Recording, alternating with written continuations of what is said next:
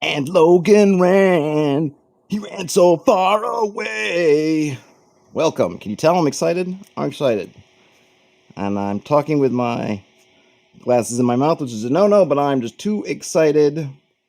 I don't care. I'm ready to flock of seagulls my way to happiness, to joy, because we are finally starting Logan's Run project. So check out the new Logan's Run-ish background. I kind of think it looks pretty cool. I'm sorry I have to look sideways to see it. Hey, gaming at 30. Turning in from work. Can't hear me. Well, hopefully that's you had the volume down and not me not being heard. Appreciate liking the background. Yeah, I can't say I didn't really do it myself. This was cut from someone else cut it from the poster art, and I just adapted it to essentially, be the 1080p, and then it's not centered. But I didn't. One of the things. It's funny. I remember watching the movie again. It's Farrah Fawcett, who's pictured there in the corner. Audio is good. Oh, awesome. Great. Um, oh, okay. Can't hear me because of your work, not me. Good, good, good. So I've been known to have the odd off audio issue now and again. Farrah Fawcett's in the movie for a hot minute, and I think just because the timing of the movie, she was just hot at the moment. She ends up being much more prominently featured in things like the art and materials, and of course, she really doesn't factor in much at all. And if you did watch the movie, like I did over the weekend and watched it recently, there are reasons for that. She's just not very good, especially that second time you see her when she's supposed to be distraught and the I forget the girl's name is trying to is imploring her to remember what had happened at the what do they call that? The face changing guys office, the new you offices, and you can just see that where she's supposed to have some sort of emotion, she comes across as just mostly staring blankly. And I like that we get box in here. We still get some of the cityscape. So that is all good. I'm gonna pull up. I'm using Miro to do the tooling in here. I'm gonna use more of the mind mapping that people seem to enjoy from my other videos, and it's just a good way for me to work. So let me go ahead and bring that up again. You'll notice it will be blank because we're gonna fill everything in. I'm gonna be this video. I'm not sure how far we'll get in this first hour ish of work. We'll see. There we go. And I repeated the art up here because I want to just get really basic. Start slow because it's a marathon. It's not a sprint. I don't have it. Doesn't we don't have to be done in 2 or 3 episodes. However long it takes. It takes as long as people are still interested and I still have some fire to do it. We'll be working on it. So I'm not in a rush. But the first thing I do want to do is just get some basic tendrils out from here. Oops, let's see. So I'm just going to add in a couple things. First is going to be, locations on one side. We'll have factions on the other. I'm just filling this in now because it's on my brain. Because what I really think we want to do. So I guess the first decision point we have, I'd already kind of decided, but I'd throw it out there, is for as far as the system, I'm pretty much going to go with just if I have to do things mechanically, and I'm not really even really thinking that we need to. We're going to be using Worlds Without Number mainly for the tool set. I mentioned it before, but as things are going, if we feel like there's another tool that works in tandem with it very well or works better than what we find in Worlds Without Number, or Worlds Without Number gives us unsatisfactory results, or there's just a gap that there's no tool for in that system, happy to go and look at and use and look at other systems. But Worlds Without Number will be our main generator in terms of the tables we'll be using and the process we'll be going through. We'll be using the campaign creation stuff from Worlds Without Numbers. Most of that stuff, the tools, I think all of them, I can't remember any of them have any system specific crunch to them. It's all stuff that we're dealing with conceptually in the idea phase. So I don't foresee us, at least starting out anytime soon, having to delve into specific systems. I think if we do, unless someone has another idea, I will probably just go with kind of white box, BX, OSE sort of thing. And the reason why I think those are good as well, they're just BX or the white box, some combination thereof, is pretty much the one I'm most familiar with. What I think makes them great systems, why I think a lot of the, at least the earlier OSR systems really used, particularly BX as a chassis, is it's one of the more clearly written, not perfectly, but clearly written, especially of the earlier rule systems. It's very clearly written. It doesn't have a lot to it. It's very lightweight, but it's a sturdy chassis, and you can add all kinds of stuff on top of it. With something like Logan's Run, the next decision point we're going to have to discuss is, do we want to fantasyize it? In other words, are we going to take this and turn it completely into a fantasy realm? Do we want to go with more of a sci fantasy realm, which I think is closer to what the movie is? And I say that because, unlike in, say, science, something that's more science fiction, you don't really get the sense that most of these people, it's not really about the technology. The technology is kind of quasi magical. You really don't get the idea that most of these people know too much about the technology that they're using. We could maybe talk about, okay, the guy who runs the new U kind of knows how to use those machines, but I don't know, do they just, are they just able, they have a very limited sense of what's on a particular control, run it, or do they really know the inner workings? Most stuff seems to operate kind of on a level above at least most folks' knowledge. It just kind of works.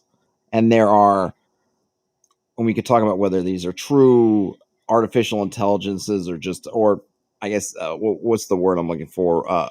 Awoken artificial intelligence versus just highly functioning regular sorts of AI. Are they sentient AI or just really smart AI that are actually running everything behind the scenes? Though that is what sends Logan on his adventure. It's not one of the technicians or other things. It's this AI that's operating behind everything. How much are they really doing in terms of monitoring? And then, of course, there's stuff like Box, which it seems like everybody, maybe including the AI, is kind of forgotten about because the AI sends Logan out there. I don't think the AI said she because it's got a female voice. I don't think the AI knows necessarily that Box, that is the runners that get out, the ones that make it out of there, are just being swallowed up by Box. It seems like Box is some kind of older system that's been forgotten by everybody, which is interesting because it includes the computers or AIs you would think would have everything in their memory banks or in the logs, or at least in terms of, I mean, something is still powering Box, and there's got to be electricity or however they're drawing power from is still going to Box, and it would be in the schematics, one would say. But the mandate to Logan is essentially to exit the city seals and go outside and see what's up. So they clearly think that whoever's getting out past those tunnels into the elevator isn't just getting frozen like like a a, a fish stick by another robot. So some interesting things in there. I'm inclined to maybe keep it sci fantasy, but I'm certainly open to people who are saying no, we could do it, because there are many ways we could do it. That we could just have it with domes like they do, plasteel, or I don't know, some kind of glass steel, whatever kind of thing, sort of. Or I don't even, actually, the domes, I think in the beginning are they're not actually translucent. I think they're pretty much opaque, which makes sense because if they could see outside, they might be tempted to go outside, and they can't. Or it could be, those could easily become caverns in an underdark type situation, in which case the things that are sealed are the tunnels, stairways, whatever that might lead up to the surface, or anything else. But I'm inclined for the moment to stick with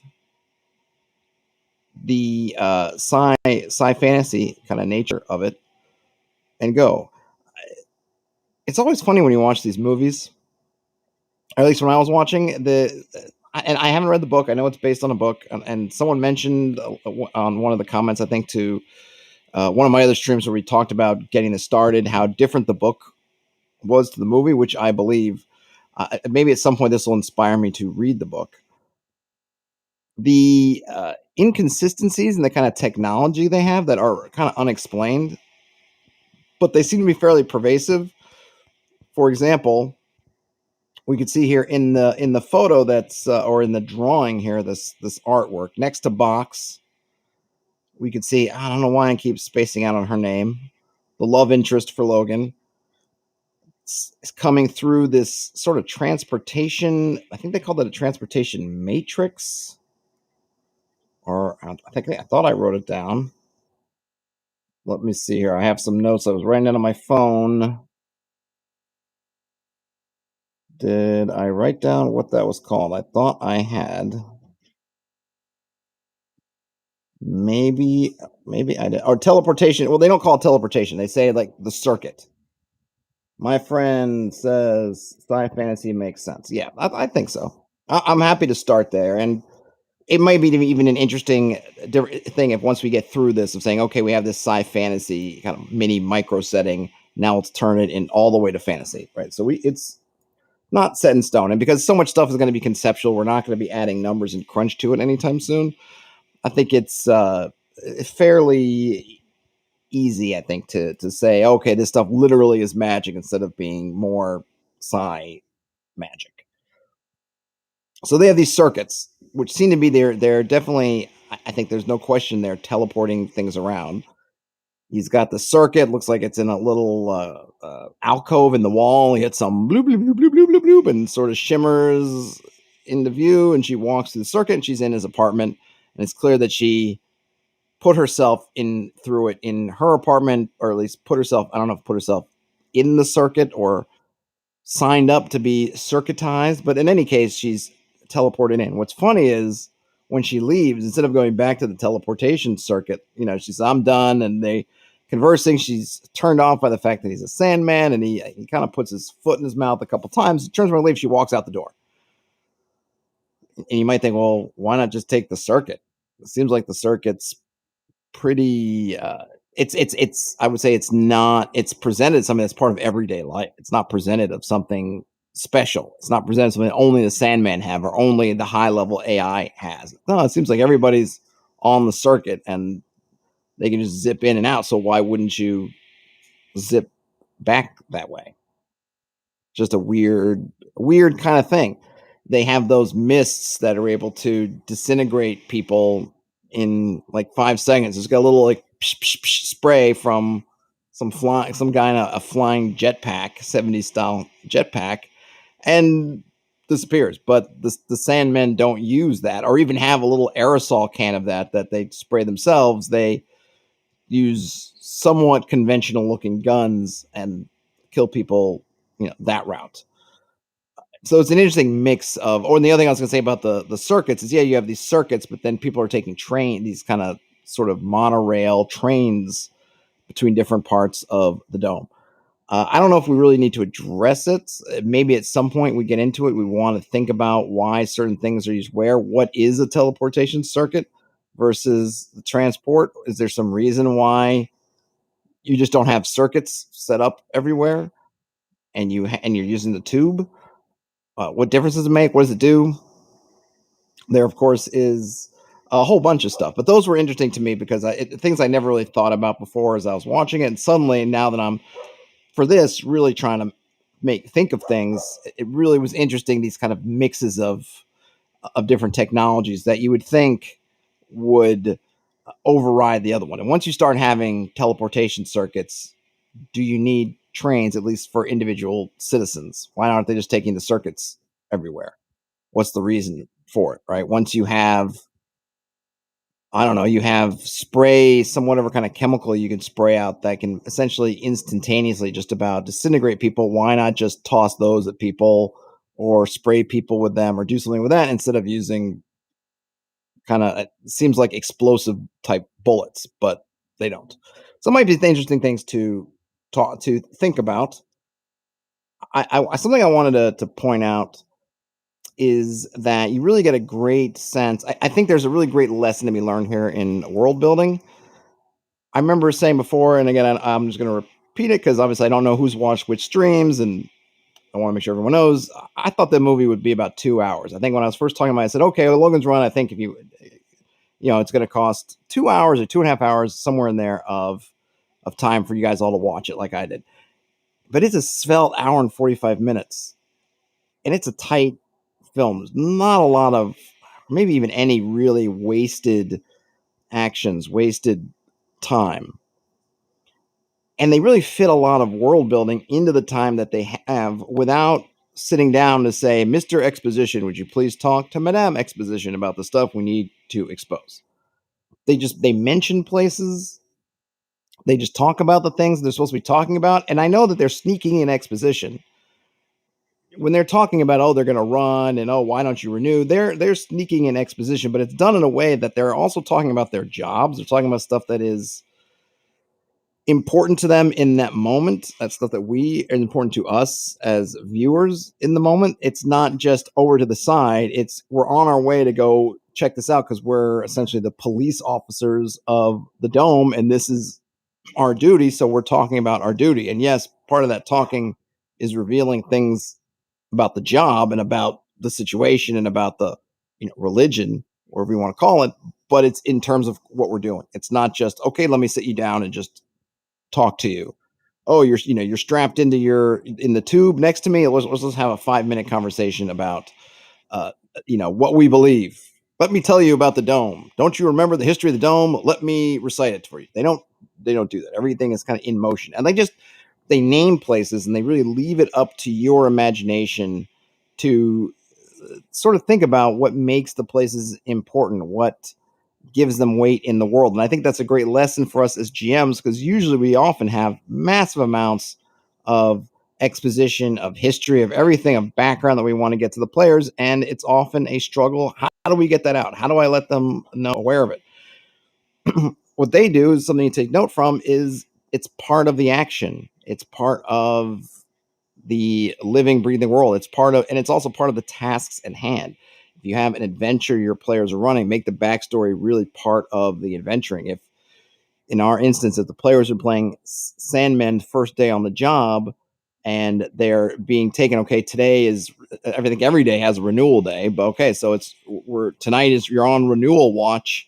Watch out for these things. Always somebody runs, right? And then maybe have somebody else question something. Oh, why are you questioning it? Or you can add in all these things that tell you, okay, these people are very much fervent believers and they are very suspicious if you aren't fervent believers. You can get that stuff out really quickly and build on it. And then I think your players will want to ask questions of it, just like the Logan character, once he starts getting more information than really he asks for, is then confronted with things that prompt him to ask more questions and more questions specifically. And especially when he's being told, hey, all these runners are unaccounted for, it leads him down this mental path of saying, well, wait a minute, like, what about renewal? What is that? If all these things are not, if the numbers aren't adding up, how does renewal kick in? And then even though the computer doesn't literally answer them, but it keeps saying like, yeah, I've answered your question, pal. The concept that renewal doesn't actually exist. And that is started because he's just, the questions, but I really appreciate the way they lay out information. I'm just going to rattle off some of the names here of things that they told us. I mentioned the quads for residences, arcades for sort of the sort of common pavilion areas. They didn't name them, but you see them when they do the first. Oh, that's another thing, right? You get that first flyby or zooming into the domes into the city, so you get to see all these elements. Okay, we're outside and we see these domes, extremely opaque, can't see, and you get in there. It seems kind of idyllic. Oh, look, there are the little train tubes, and oh, look, there are these lovely residences, and there's a lake, and there's a park, but it's all encapsulated. You get the nurseries, and they talk about breeders as far as the machines or sort of the mechanized way that kids are born. One that I thought was really interesting that speaks a lot to how can you hint at some backstory without really talking about it is the references to the cathedral. So when Logan and Francis they're talking about places, the cathedral comes up a couple times, and they talk about the Cubs comes up a couple times, and of course, at some point they go to the cathedral and they have to deal with the Cubs.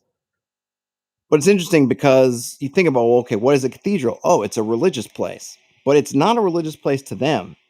And I wonder if do they even know what the term cathedral means? Do they even know cathedral as more than just what this place is called? Like you might go by a square, say in New York City, we've got a square, St. Mark's Place, but you don't know what St. Mark is. My 7-year-old daughter doesn't really know what a saint is so much, or really who Mark is, or certainly who a saint named Mark is, but she might be familiar with the name St. Mark's Place. It just becomes a name like the street you live on. You don't really may not know what the name of the street means. You just know it's a street where you live on. So think, okay, cathedral. All right. So this you might be thinking when they're first talking about it, okay, this is a religious place. But then, and as you're getting a little bit more about it, you're saying, well, this doesn't seem right. A a Sandman got cut up in cathedral. These things they're calling cubs are running around the cathedral, and when they finally go there, they have to get special access to get in there, and it's all overgrown. And it speaks to this whole lost culture, which is presumably Earth culture, U.S. Earth culture from sometime in the future. But it's not a cathedral to them. They don't actually mention the word religion at all. They fervently believe in something. There clearly is a concept of faith and this belief in the system of renewal, but they never talk about it as a religion. They don't, it's just their truth. And there clearly was some other culture there beforehand, our culture, but it's been totally lost. Not even lost when they fled into the dome, but sometime lost after they built it, because the cathedral is a structure that was built at the same time the rest of the dome structures are. But at some point, it was just abandoned to the point that when they have kids who, for whatever reason, are ultra violent, it's like a juvie prison. They toss them in there until however they get however old, and then at which point they either, I guess, they either kill their own or they're forced out. But it gives us that flavor of, okay, it's a word that we know, the audience knows. In our case, in a game, if you threw that out to your players, if some city was talking about, oh yeah, you can't go to the temple, or the temple's all messed up, and party's like, okay, are the player, all right, well, what's going on? Because I know as a player, I know what a temple is. Interesting that they're not speaking of the temple in the same way that I am. So how is this different? What does it say about their society if all traces of whatever this religion is have been put aside? The Ankh is a symbol, but only a symbol to runners and to sanctuary. And do they even know why? And what was the cathedral? Because an Ankh isn't really a Christian symbol, at least in its pure form. How did these systems get tied in with the Ankh? What does that say about whatever this culture was before them, who they worshipped or whatever they worshipped, for whatever turned them into this new culture that's inhabiting that same space, that transformation over however many years, when you went from essentially a culture more or less like ours or some future version of us to something that's fairly different. But you get all that just from the name, and they don't spell it out, they don't give it to you, but the name, and then you start looking at the location, and then you get there, you get to see it, and you get a lot of in the background, a lot of this stuff about, okay, there's something weird, some weird's going on here. We're getting these connections to our world, but in ways we don't expect, which I think is really cool.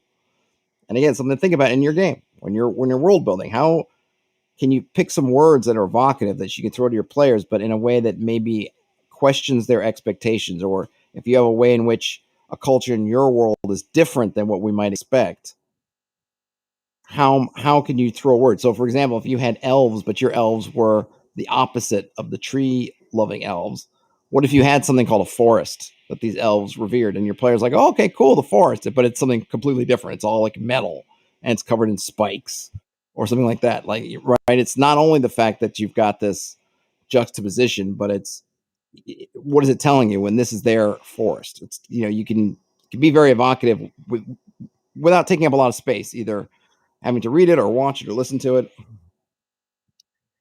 So I will start writing some of these things in locations.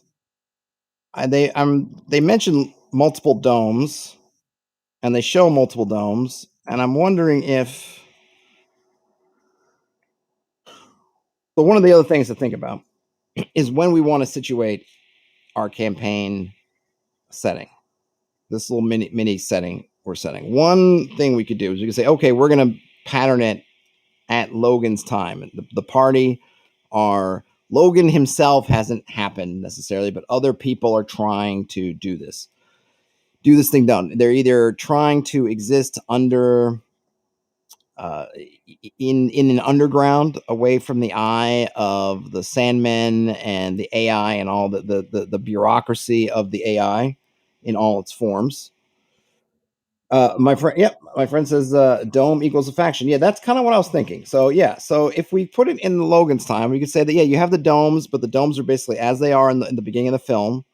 They just kind of are what they are, and that the players are playing kind of underground resistance type fighters, and you could have that, and the campaign could be pretty much what the movie is finding a way, trying to get to sanctuary, or maybe something's wrong, right? You think about it in the movie, it seems like the people who are helping the runners, I guess they presume the runners escape. They don't know that Box is just freezing them all. Maybe something has to happen to make them question that, to want to send people out to do that. But the other thing I was thinking that maybe is a bit more interesting, has a bit more possibilities for play, is that it happens after the end of the film. So when some number, maybe one or a couple of domes, break off from the main culture, they embrace the concept of the outside. They get rid of the life clocks. They overthrow some kind of revolution. They overthrow their AI overlords, but that you also have some domes that are still following their tradition, so to speak. So you've got some kind of, actually I'm doing this. Hold on a minute. I'm doing this. Let me fix. So I got locations. Really, these. I really want to move. There we go. Oh, they make that nice and easy. Oh, that's good. Can I do that? Because this is all stuff that's inside the domes. Because there is clearly a wilderness area, which will. Are you going to let me do it? No. All right. Let's see if I can figure this out. All right. Stop going away. Riveting audio. So I'm trying to figure out how to make this happen. You know what? I'm just going to delete it. Easier for me just to delete you. I'll put wilderness out here. All right. So we've got ruins. Let's move this here. So we've got in the domes, parks, lakes, nurseries, cathedrals, ruins, essentially ruins, off limits. And maybe there are other things. That's the other thing, right? We don't have to just stick to what they showed us. We can extrapolate. If cathedrals are essentially these forgotten ruined structures, maybe there are other things that we don't name. Once we get through and we have all these ones we've named, we can start to think about, what they don't talk about these areas. These also places that we might be able to tap into. New you. That's not I'll have to make another one let me make another thing for technology.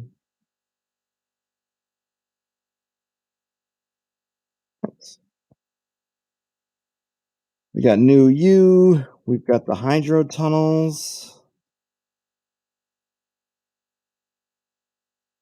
You mentioned city seals. There's the love shop, which there's that sort of psychedelic sequence. On the way to Box, they see the breeding pens. I was wondering, I don't know if they specifically say algae, though they kind of hint at it. There's the lift. There's Box's freezer. The ice box, essentially. All right. Let me know if anyone's in here and you've got more locations that I'm not thinking of. So far as things in the domes that we saw, transportation tubes, parks, lakes, nurseries, cathedral, the power center, New You. Oh, there's arcades.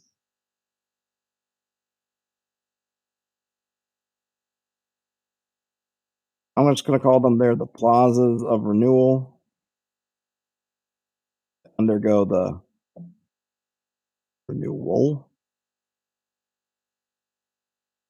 Sorry if I can't get this all on one screen, and sorry if you're listening to this later. And so I'm going to just for audio purposes, I'm just going to talk about what the locations that I've got earmarked under domes right now. And I'm just trying to get all this set up so that when we start going through the tools in Worlds Without Number, we'll have things that we can just draw from right? Even if it's just for Mad Lib purposes, insert, whatever. It was like, okay, we got these things.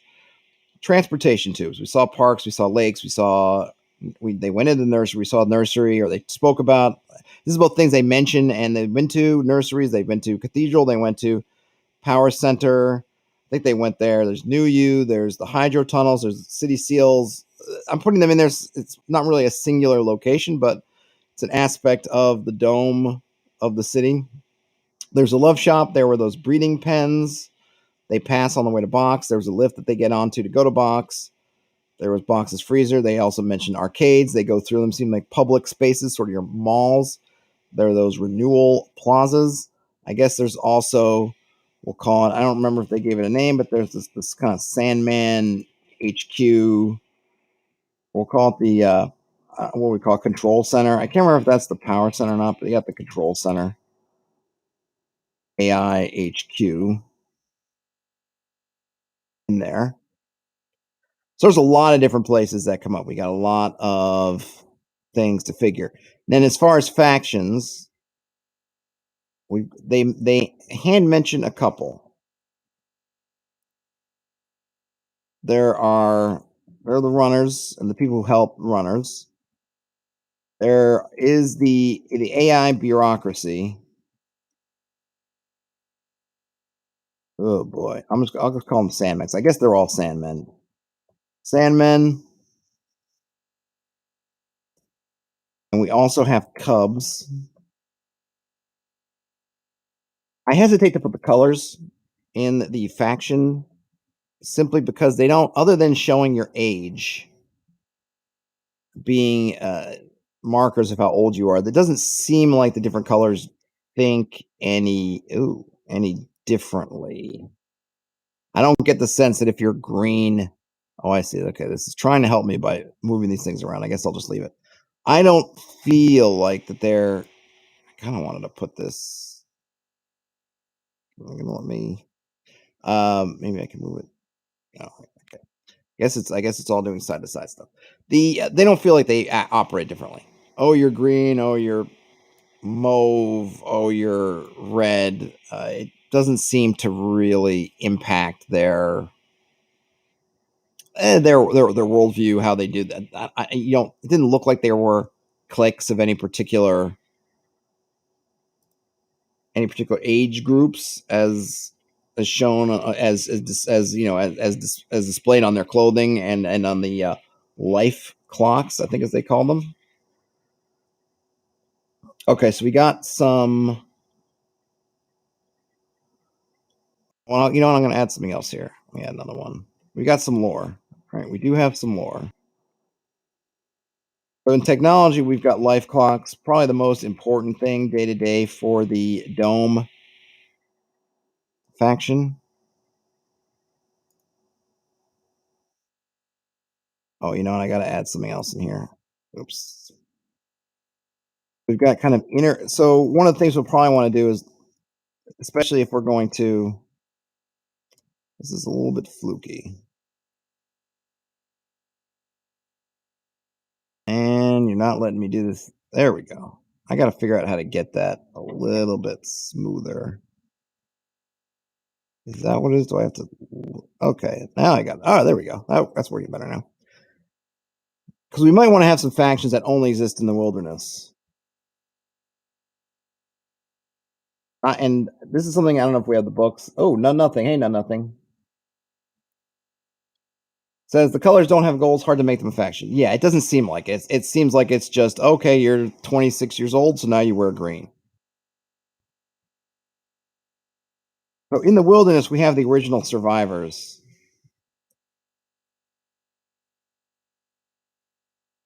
That's the only faction we get out there. But we can perceive there might be other ones. We can think of all kinds of things, depending on how we want to get to with whether are there mutated people out there. Obviously, there was some calamity. They mention it. I think they mention, what they say, pre-catastrophe. We know there's been a catastrophe. It is not said what it is. We got a catastrophe. Okay, Dave Mills. All right, you had to. Okay, audio trouble for one person. Okay, great. Yeah, let me know if anyone else is getting audio difficulties. Everything on my end, all the meters are green. My bandwidth is moderate, so hopefully that's okay. But yeah, definitely let me know. But great that everyone, for the most part, audio is good. Awesome, awesome. We know there was a catastrophe. We don't know what it is, and we of course make it up for ourselves. The obvious one is some kind of nuclear World War III, but it doesn't have to be. In COVID times, we might think, hey, maybe it was disease that did it. Something else, some kind of disease that was infecting everything. Because obviously, because of Box, we know that food was an issue that they had to account for. So we're going to be the Logan's Run, the movie, takes place in year of the city 2274. That's Logan's Run. That's the year when it starts. Maybe we think that where we're happening. So we could say, let's just say sanctuary. I'll put in quotes. The sanctuary is really just the outside world. Sanctuary discovered in year of the city 2274. So if we want to think about how much later than that we want to place ourselves, maybe we give it 20 years. We say now we're in 2294. Maybe even the numbering will change. Maybe we could say we're in year of, could be Civil War. Let's see. Year of Sanctuary 20, which would be 2294. And it might be interesting as to who, obviously the people who are still loyal to the city faction would obviously continue going by year of the city. The ain't no nothing. So yeah, I was thinking that. So none nothings asks. I came in late as the mini setting starting when the movie ended. So I was thinking we have a couple of choices. One would be to start it before the events happen, and essentially your adventures could be taking up the idea of they're making a Logan's type run. But maybe the one I think appeals to me at least a little bit more, but I'm happy to take input from everybody in here, is whether it makes sense to put it after Logan's Run when there are conflicts between some domes who have gone free, some domes who are still following the AI from the city. And so you have those conflicts. You also have, there could be conflicts with the outside. If there are other things in the wilderness, they're starting now to interact. So you could have conflicts between the dome and the wilderness. You could have conflicts between specific domes. So it gives us a lot of things to work with. I'm open to either one, though I would say the latter one interests me more. But so I was thinking if we were starting after the events of Logan's Run, maybe to allow some of these domes to have some revolutions and kind of flip. We give it, say, 20 years after the events of the film. 20 years there's been fighting in the streets, but so many of these domes have flipped over. Other ones are still living in the old ways, or for them the old ways. Let's see. Yeah, we've got Sanctuary. Oh, you know what? I'm going to take this out here.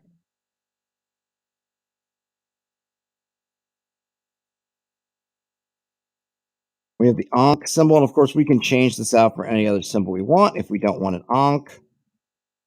And we can make a connection here between the runners, right? Because that is a symbol that is important to them.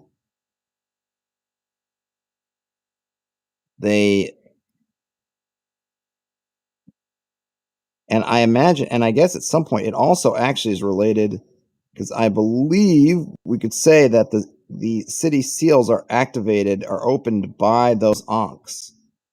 So it relates to that as well. So we're already starting to build out some of these loop-de-doop-de connections between stuff. We haven't even gotten to actually building any tools. All I'm doing now is just putting all the stuff out there. We have not even begun to actually do any tools. Now, nothing says I would have one or two sessions before the PCs get to Sanctuary, show the status quo. Yeah, I mean, the thing is having one nice thing about having it in this kind of conflict is you as the GM, use your table can decide how you want your party, how the party wants to interface with what's happening.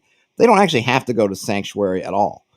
They could be on the side of the Sandmen. They could be working for the Sandmen faction, trying to keep this revolution. And of course, you could add in, well, what if there's something? Because one of the things that we don't get from the movie, it's unknown.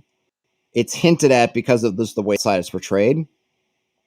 But you think about Chernobyl and that area in the Ukraine, you might, if you don't have Geiger counters, you don't have other things, you might go in and say, "Oh, look, there's wildlife. The trees are flowering. There's deer. There's wolves. There's whatever. Like, isn't everything wonderful?" But it's only when having that technology, you know, that could be giving you a false sense of comfort because the issues with radiation and all that stuff are way deeper and not eminently visible. What if the outside world isn't as safe as people think they are? What if there's some hidden knowledge some people know that others don't? So even though it seems like this wonderful thing and some of the domes have flipped and are now out there, doesn't mean that in our version or your version of this scenario that they're right. Maybe there's still something that these domes need to be protected from. So it could be that your whole campaign could be about trying to prevent Sanctuary from incurring, especially if there are things like mutants or monsters or whatever else is out there in the Sanctuary that maybe they didn't know what the domes were. They just looked like giant half-buried eggs and they left them the heck alone. And now they realize, oh, look, there's little meats in there. And these little meats aren't particularly, maybe these guns and these things that work so well against runners and things like that aren't particularly good. They don't work that well against some of these whatever monstrosities are out there. And now they're starting to come in. So you could play through this and never go out in the Sanctuary. It could just be that Sanctuary is the enemy. We can definitely play around with how things work. Dave Mills says there could be other non-dome technological holdouts or reclaimers, also like military fortresses and warlords. Yes, that's the other thing, right? Once the dome system starts to break down, we could have some domes that remain completely, as in the beginning of Logan's run, more or less united with these small little factions in the background, these resistance movement. I mean, the Cubs is not even really a resistance movement. They're tolerated. They're just kind of put away.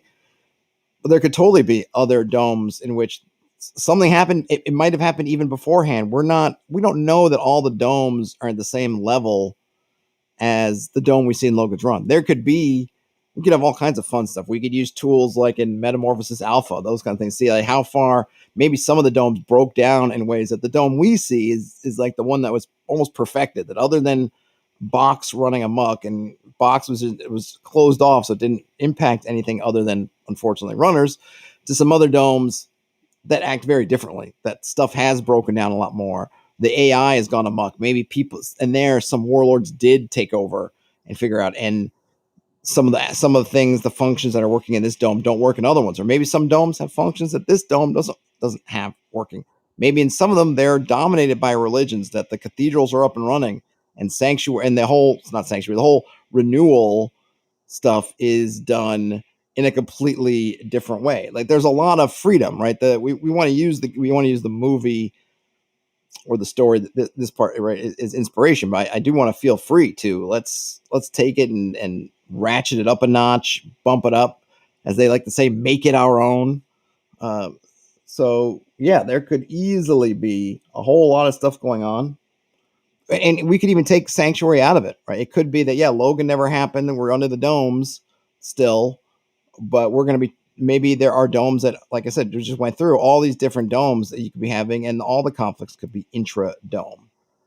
Um, we got a lot of options. We got a lot of options. All right, my phone went to sleep, which had my list on it. So let me pull my list back up. Okay. So let's talk about carousel. Carousel, right? It's renewal. It's this Like, say 1 for 1. One is terminated.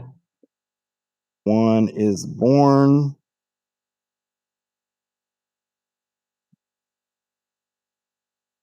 We get the colors for years. Concept, I would say, is part of the carousel lore. Hey, Frenzy Kitty, greetings from Cape Town. Oh, awesome. Glad you made it in there. Somewhere I would love to go that I've never been. I've only been to the northern edges of your fine continent. I would like to see more. Maybe someday. Hopefully someday. Not maybe. Hopefully. Definitely. All right. So we've got some stuff from Carousel. I think we've got yeah, I guess the let's see, where would I want to put this? So people's naming, just the names people have for themselves, right? Their names plus numbers. Is that part of the I guess that's part of the carousel system. So I think it does tie into that. Everyone's kind of a replacement for somebody else. Named with numbers. See, like, what is he? Logan. Is he Logan 5? We also had Francis. I think he was Francis 6. I mean, the one funny thing is how long has this been system going on, and they're only at some of these guys having 5 and 6. I mean, Francis is not a rare name. Logan may be a little bit further off the radar, but it's not like Francis is not or would not be a fairly common name, I imagine. We don't get a whole lot of the names anyway. And let's see, is there anything else we remember? Oh yeah, I'm just kind of my my notes were sort of taken in the order I got it. So stuff is not in order, but we had those retrogram. I think they call it retrogram, which was to reprogram, right? It reprograms, which shouldn't be possible. I think they look at it like it's magic. Like the life clock is literally a part of them. So how could you reprogram it? Reprograms the life clock. If you remember, the life clock is that crystal. I'll put it in parens. So we have it. How about weaponized pleasure gas? Yeah, they definitely had pleasure gas.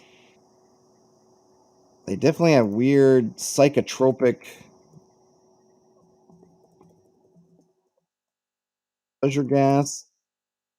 They also had the teleportation circuits. And they just called them circuits, but they were clearly, I mean, it seemed clearly to me, unless somebody had some other explanation, they clearly seemed to be teleporting people around. They had the trains. They had tube bound monorails, which I mentioned at the front. You'd think is a little bit made obsolete by having teleportation circuits, but we don't know. We don't know why. We don't know what the limitations of the teleportation circuits are. But clearly, people aren't using teleportation circuits to go to the arcades or go anywhere. And I thought it was funny that she takes the teleportation circuit into his apartment and then leaves through the front door as opposed to just going back to the teleportation circuit and then maybe back to her apartment. But maybe you can't do that because otherwise, would people be just breaking and entering using the teleportation circuit? So that's maybe that's their safety protocol. Is it's a one-way only. You could do a Snowpiercer storyline. I mean, there's certainly room for something like Snowpiercer, which has the heavily regimented society. We don't get a sense in the film that other than colors, other than Sandmen and everybody else, that there is much hierarchy. All the Sandmen seem essentially equal. You don't really see the AI gives them marching orders, but I don't think you really see other Sandmen doing it. But certainly, we could add them in. It makes sense. It's probably more a function of the fact that the movie's not really about that we don't get more of an idea of what of what the what life is like every day as a Sandman in terms of dealing with other people. Obviously, Sandmen they carry their guns all the time because he's got the gun. When he brings her into his apartment through the little free love circuit, free love transportation circuit. He's got his gun and stuff there, so they don't give up their badge and their gun, essentially, right, so to speak, when they leave. So they do have a bit of an extra power, and it seems like they're kind of always on the job in a sense. So they do have that, but other than that, we really don't know much about what the culture is like in terms of levels of authority or power or wealth, for that matter. There was this disintegration spray.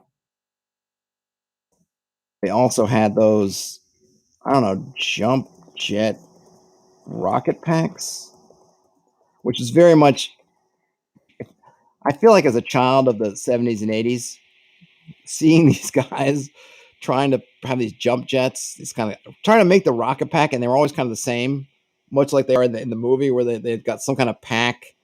And it's like, it's not like the movie Rocket Man. They're all just very stiff, and they're sort of just going shooting straight up a little bit, and they look really kind of lame. But it's funny that their version of whatever those look almost exactly the same, only of course through the magic of cinema they're actually functional.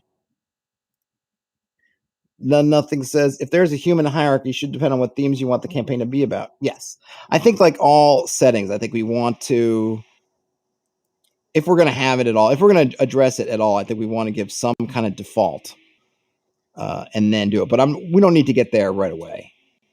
And maybe one of the interesting things that maybe makes it a nice, complicated situation that isn't just merely good guys versus evils. One of the things is you're on this, whatever it is, 30 some odd year lifespan, but that's a very carefree lifespan. You are taken care of. You just get to, it's kind of free love. I don't know. Do we see money really changing hands for much? It seems like you can get everything you want. It doesn't. You don't see much petty crime. It seems like if you're not running, doesn't seem much to be afraid of. I mean, stay out of Cathedral, but the Cubs don't come out of Cathedral. So Cathedral only becomes a problem when, when someone goes there, the runner goes to Cathedral, so it forces Sandmen to chase them into Cathedral. Hence, the Sandman gets whopped by the bunch of Cubs. But if they had left the Cubs alone, it doesn't seem like the Cubs are bothering anybody. And in fact, they've locked them in there, and it's kind of unclear how other people would get into the Cathedral when the locks seem. I mean, it seems pretty well locked up. It's, maybe you can even call that a plot hole a little bit, at least in the movie, is if there's kind of a sealed entryway that seems pretty darn well sealed, how did the runner get through in there? And then, why? Because it doesn't seem like it leads the runner to where she wants to go. But maybe she felt like if she makes it there, at least the Sandmen aren't going to come after them. I'm not sure. Okay, what else do we have in terms of my notes? I think they mentioned crazies. I'm not sure if I think they mentioned crazies. I don't know if the crazies are just a phrase or if it's almost an escape of New York sense of crazies, that in some tunnel there's some people who are really wackety, but I'll put them in the Inner Dome factions. They just mentioned them by name. I think it could even be a throwaway piece of dialogue. They mentioned about crazies. They mentioned them separately than Cubs. I don't think they're referring to Cubs as crazies or crazies as Cubs. They're just kind of there. I don't know how the crazies relate to Carousel. If crazies get a certain age and they are supposed to be renewed, do the Sandmen forced to go down there and dig them out? Or if they just mean it's just a word for something, we don't know. Don't know, but we'll throw it in there as a faction, and we will have it there with us. Am I missing anything else? They do have an elevator. They've got a lift, and they do have some kind of super freeze. Oh yeah, they do have, right. They have robots, slash AI. We don't know. Are they sentient? Seems like they might be, but it's unclear. They definitely have some kind of super freezing, I'll call hyper freeze technology. That's what Box is using to just put folks in the deep freeze. What else have we got? Am I missing anything else? Dave Mills says they could be the remnants of a Morlock style group that automation made defunct. Yeah, it could be. They could even be people who didn't even get life clocked, potentially. Who knows? It could be a whole lot of things. We could figure that out. Though I think if they were outside the life clock system, I imagine, unless they were really dangerous for some reason, that they would have been long ago. I can't see that if you're living in this thing that they would tolerate if you were outside of it, because that just shows the lie, right? If it's not a one for one, if this system has people living outside it, you probably couldn't tolerate it. But it could be. Could be. I'm curious as to we think about what other places other than the cathedral are locked out and abandoned. We got a lot of stuff here. We got a lot of stuff. Any thoughts and ideas? Did I miss anything as far as technology? Oh, they do have. What's the word I want to use? You can kind of get facelifts. They can. I don't know. Let's call it advanced plastic surgery. I know it's not really accurate per se, but that's just what I'm thinking of right now. Or advanced. Let's see. I don't know. Bodily reconstruction.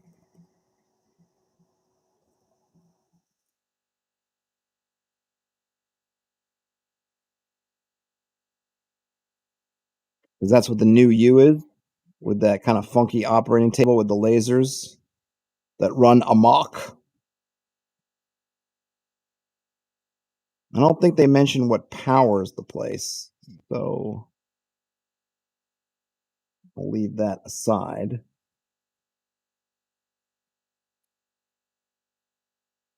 Anything else that we saw that we?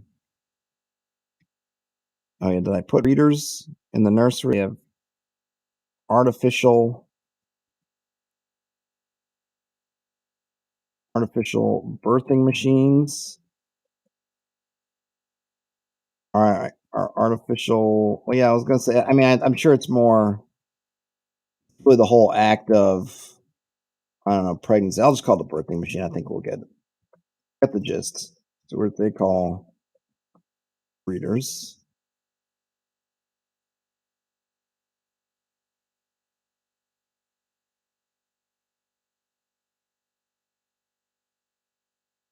Names with numbers, like primaries, right? They also talk about, yeah, there's seed mothers.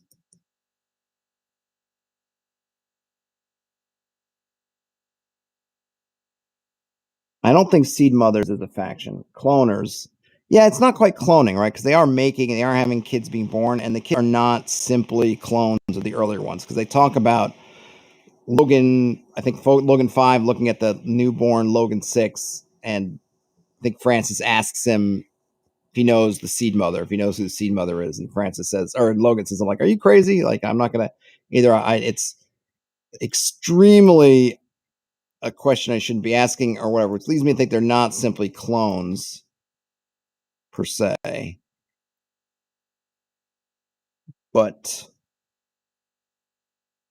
what the kids all do change, or that there is some genetic variation between the kids and the parents. And there could be a whole lot of things in here, right? In terms of, if we want to think of things that might be possible adventure seeds, tracking down seed mothers. How do they pick which seed mothers? Uh, how is that done? How are you matched up, right? What do you know? Obviously, they don't really tell you who your kids are, but other than I suppose, and maybe even Sandmen get to see that and nobody else does, because they get to go inside the nurseries. And as Francis says, he'd never even been to one before. Logan got it in his brain to go. So we don't even really know if a normal person might not even be allowed to see the nursery. All right, so we're up at about an hour. Look at that. We didn't even get to tools yet. Hopefully this didn't. I found this interesting. I really think let's see if I can zoom out here a little bit. Really interesting. All the stuff we got. Obviously, it's very basic, but I feel like we can see, at least in some small way, all the raw material.